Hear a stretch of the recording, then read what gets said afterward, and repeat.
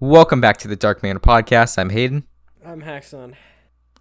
and today we are reading Mickey's Best Mickey's Friend. best friend. Fuck you. Yay! Fuck off, cunt. So I've read this one before. I'm not sure if David has.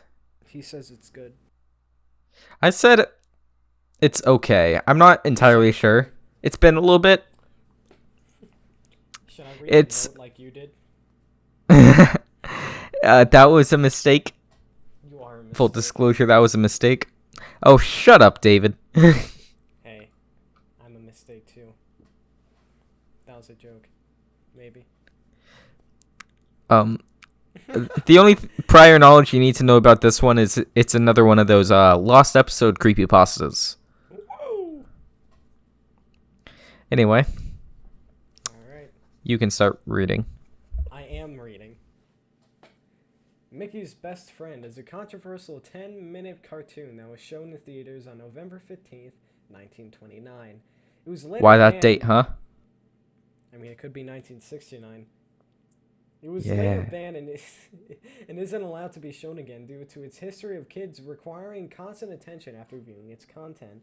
The cartoon was animated by UB Works, or iWorks? Whatever, with music composed by Carl Starling. Yeah, that guy. It isn't even available to anyone who wants to complete their collection of classic Mickey cartoons.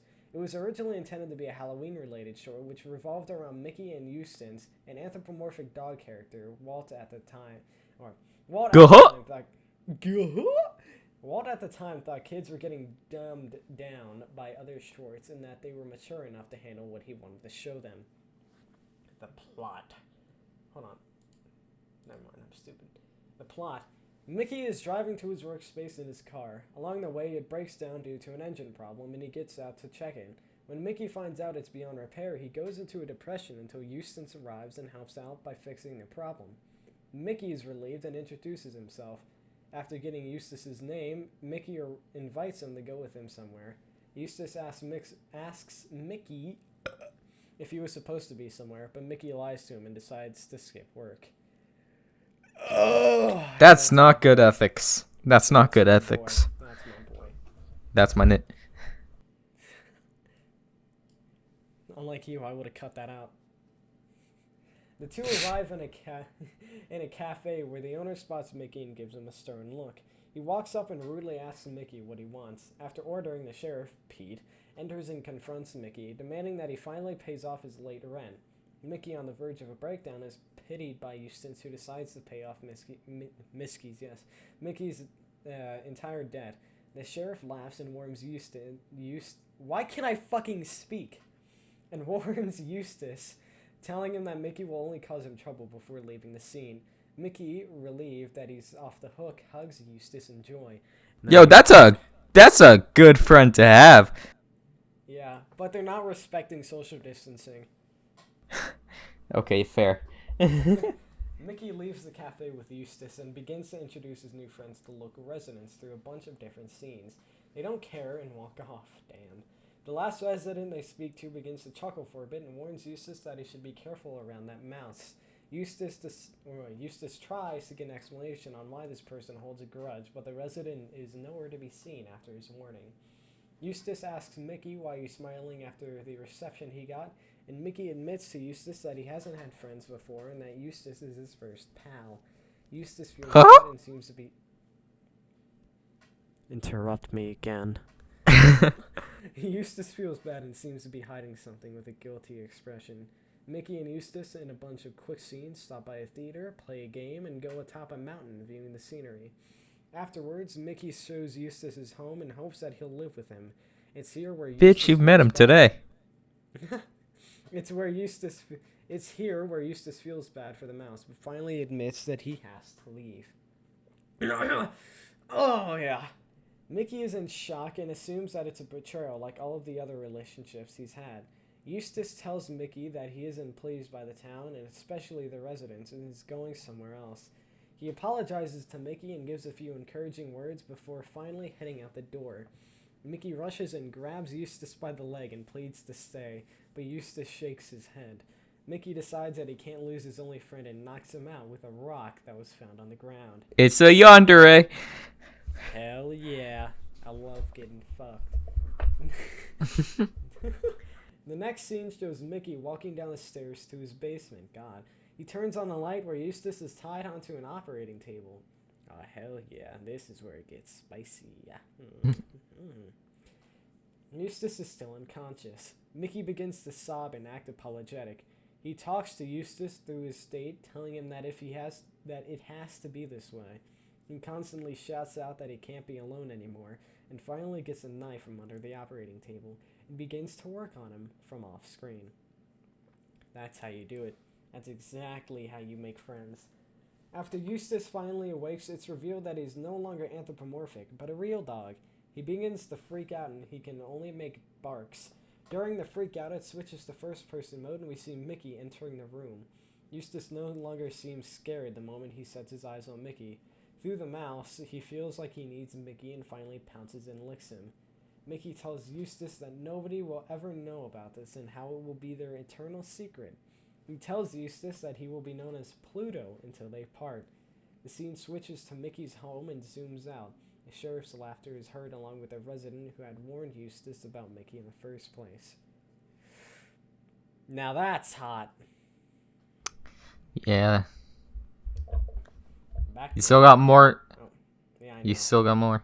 I know. Background. Walt Disney was inspired to make a Halloween-themed short of the beloved mouse. Characters were created and made on the spot, which would later become official characters. The owner of the cafe would later become Daisy Duck, and the resident attempting to warn Eustace would later become Goofy, who supposedly looks a lot like Eustace's design. Pluto would also become a recurring character, but any connection to Eustace isn't mentioned. Ironworks felt disgusted during the final portion of the cartoon and demanded that the operation scene would get censored. Walt had no choice but to give in to their demands. Production of the cartoon was delayed due to many of the workers in Ironworks feeling uneasy for Eustace after reading the script. Production was very slow due to the employees not wanting to really finish this cartoon. There was also an undisclosed budget which could be due to the animators demanding a higher pay for making something out of their comfort zone, especially a kids' cartoon. It took a few months to finish production. There's a dick in my throat. Reception. A lot of outrage and controversy stirred after the cartoon finally got released to theaters. It was the opposite of what Walt wanted. People claimed that their children couldn't sleep at night and would get nightmares involving getting operated on by Mickey. It would even cause children who were very young to require constant attention because they didn't want to be alone, especially at night. Due to this, parents wanted to press charges over the content. Walt finally decided to destroy any copy of the cartoon he could come across in an attempt to hide his failures. Well, how the fuck did you read about it then? Few have pointed out how Eustace looks similar to Goofy. Some have said that Eustace's features would later on be given to the more clumsy Goofy. Multiple... I swear to fucking God. After multiple viewings, some have talked about the why can I now not say it? About the anthropomorphic characters being considered normal, perfect beings, while the ferals are considered mentally disabled and are kept as pets that are mostly restrained due to how dangerous they can be. While there are no connections to Eustace in future cartoons, Mickey gets extremely worried when Pluto runs off or gets lost, and will even try to risk his life in order to save his best friend. This is the only connection from Mickey's best friend that is shown in other cartoons. Sources. There used to be a particular site that showed screenshots of the short Mickey's Best Friend, but it is no How the hell would there be screenshots? Can no longer be found. Can no longer be found and seems to have vanished. Most of the writers for the short are now deceased, mostly due to old age. Back when they were around, they didn't want any mention of this cartoon. Some have said this is due to guilt. Okay, reading it the first time on my own, I thought it was okay. Now I see many plot holes. Because if Walt Disney destroyed every copy, where the hell did they get any knowledge of this? Not vest. Mickey's Best Friend video. Oh, I found an actual video. Huh. I think there were multiple.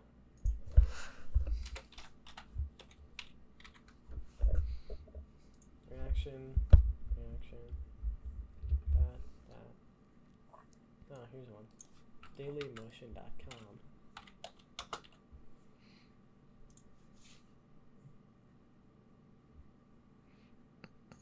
Yeah, this might be it. I'll save it for us. Huh. Fun fact, if you search up who is Mickey's best friend, it just shows up Donald Duck.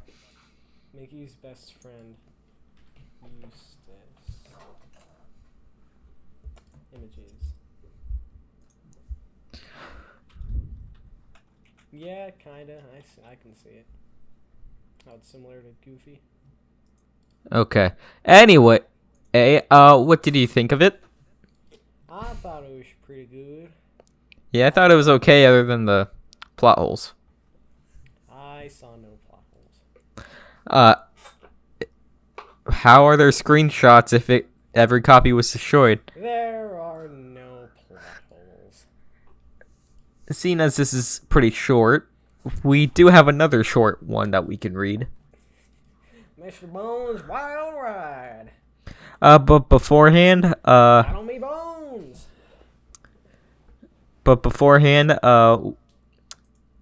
On a scale from 1 to 10, I rate it a 6. I rated it in 7. You son of a bitch. How are we reading this one? You're reading it again. Still me. Right. Yeah, I'm trying to find it. Alright. Mr. Bones' Wild Ride.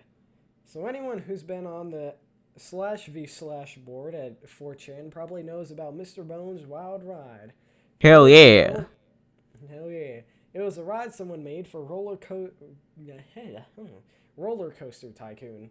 It was one of those really slow motor car rides, but with a twist.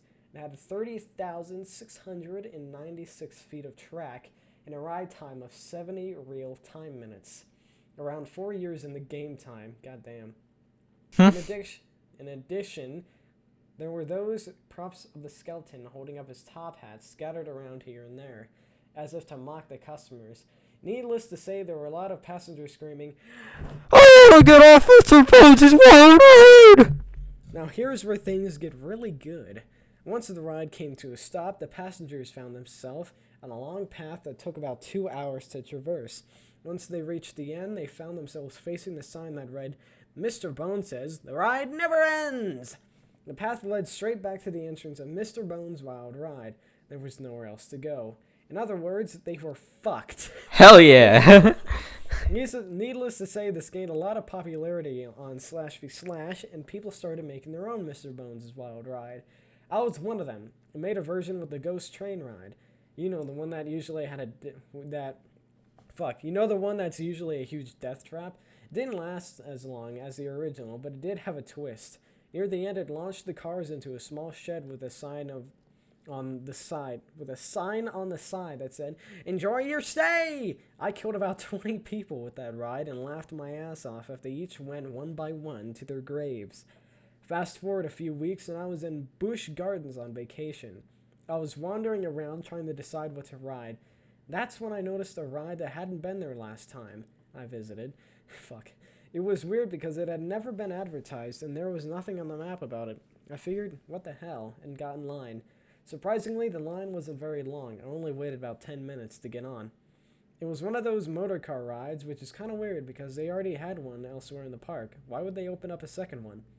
After buckling in, I looked up ahead and froze. There was a giant skeleton up ahead, tipping a hat to me with a sign over his head. "No," I whispered. The sign read, "Mr. Bones' Wild Ride!" Come on down, kids! Exactly, feller. I struggled with my restraints, but they wouldn't come off. I begged the employee controlling the ride to help and that I had changed my mind, but he ignored me.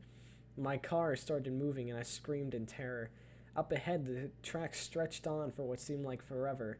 "I want to get off Mr. Bones' Wild Ride!" And that was the end of that. Why we decided that one for a second one, We don't know. we just found it, and we're just like, Decided. yeah, it was just funny. So we're still at only 16 not even minutes. Fuck. Fuck. let's talk about the pasta then. That's not very scary. No, but I mean it was very memey. Yeah. Um, So I want to get on Mr. Bones' wild ride. I would fuck Mr. Bones. That's all we can say about that one. I give it a 7. I give it a 7 as well, Fuck yeah. but not really. We want to try a third one or? Stickly? We must No. read Stickly at one I point. am not reading Stickly. Okay, how about for like the week of my birthday we read Stickly And as a when is birthday your present. birthday? July 26th? I'll make sure not to show up for work, and you can do it by yourself. What do you mean not show up to work? What is this, Camp Slenderwood? Well, now I will read a Goosebumps novel. No, you won't. No. You know what? Let's just end it here. This is a short one, but we'll try to find longer ones next time. This has been the Dark Manor podcast. I'm Hayden. I'm Haxon, Good night. and good luck.